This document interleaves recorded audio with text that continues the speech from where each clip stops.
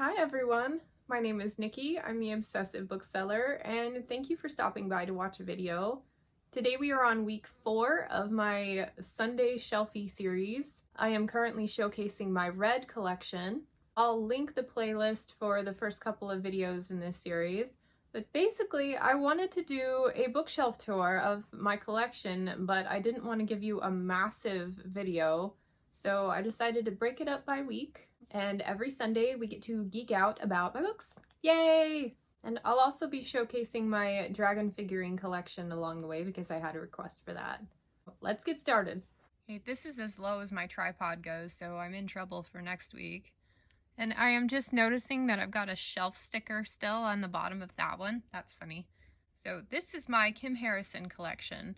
She's one of my favorite writers, and I love this series. Of all the urban fantasy series out there, my favorite single moments in any series has taken place within the Hollows, especially book 8 here, The Black Magic Sanction. So good.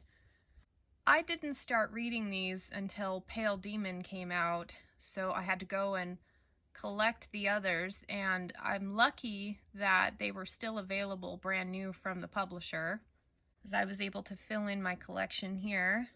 And then she came out with a prequel novel, which absolutely loved. And then continued the series with American Demon. And there's another one out that I'm probably getting for the holidays, so I haven't bought that one yet. So yes, absolutely love Kim Harrison. I'm really glad I have a little shrine here from her. And then hanging out on the edge here, an Elizabeth Hayden book, one of the first in the next set of books I'm going to show you. And here we have my Elizabeth Hayden shrine. I've got my original paperbacks there that I read back when I was like 16. And then if you've caught a couple of my recent book haul videos, I've been slowly adding these beautiful hardcovers to my collection. I've said it before, but Luis Rayo is my very favorite artist, and I love his work. So even if I didn't love the series as much as I do, I would probably still want to collect them for the covers alone. But yeah, luckily, this is an amazing series. It's really difficult to endorse because the first 100 pages of the first book are not very easy to get through.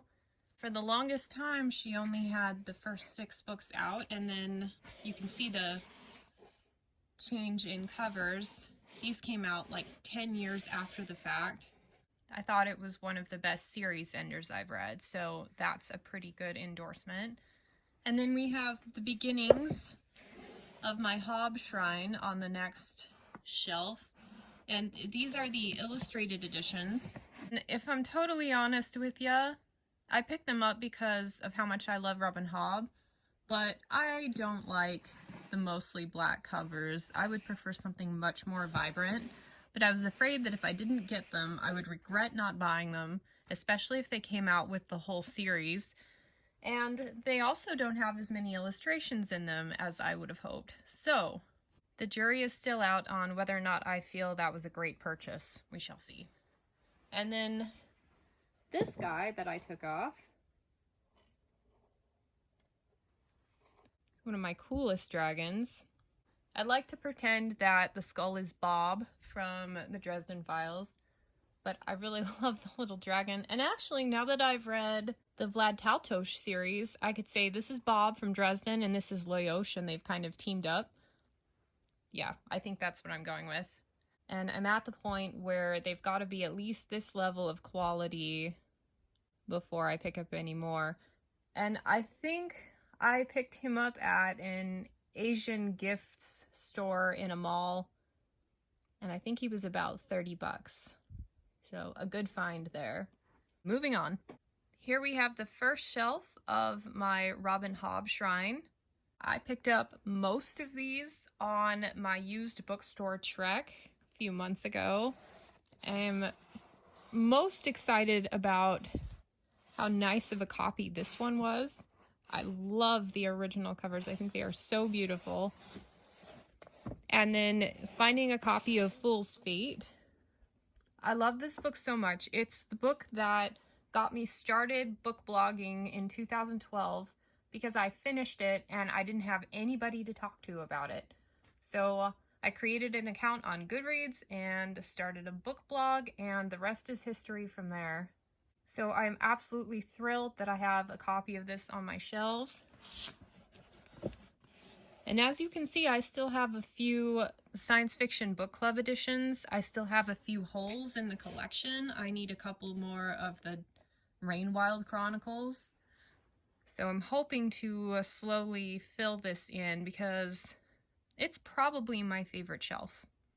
Back before I had all those beautiful hardcovers, I had just a hodgepodge of mass market paperbacks. So I went online and found these beautiful UK editions of Robin Hobb, and I still love them. They are so pretty.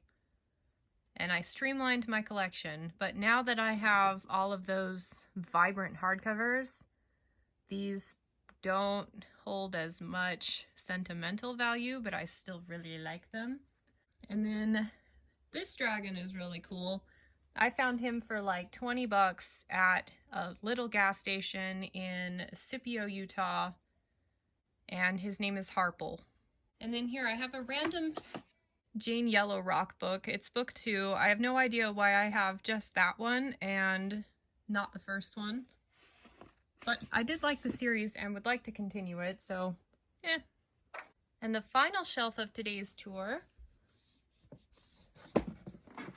I have the first World Breakers book, The Mirror Empire. It's one of the coolest books I've ever read, and I can't wait to reread it to continue the series. And I also really love the covers. I think they are so cool. It's like a multi-dimensional thing.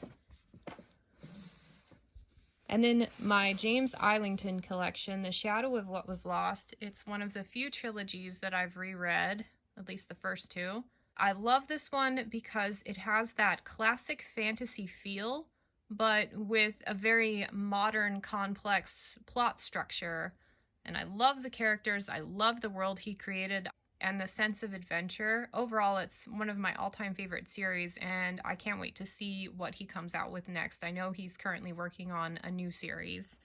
And then this is the beginnings of my Brian Jacks collection, the Redwall series. I would say these are the books that got me interested in reading when I was a kid. I saw this one on a shelf in the library and thought it was a little too big for me, but wanted to work up to being able to read that one. So I started reading more, and I absolutely love that this is what sparked that. I was really funny. I did not want the spines on my books cracked back in the day, and I had a friend that borrowed a couple of these books, and like one tiny crack in the spine, and that's how she gave it back to me. And I was furious. I was so mad. So I gave her another one, and one single tiny crack in the book. So I ended up buying a brand new one back then. I absolutely hated it. And even to this day, I like having the cracks there to show that yes, I have actually read those books dozens of times. I mean, you can see like the wearing on the edge from being set on the edge of a school desk. But even today, when I do crack the spine, I do it in exactly 50-page increments. Yep, welcome to my world. Thanks so much for joining me on this Sunday Shelfie, and I hope to catch you next week. Bye.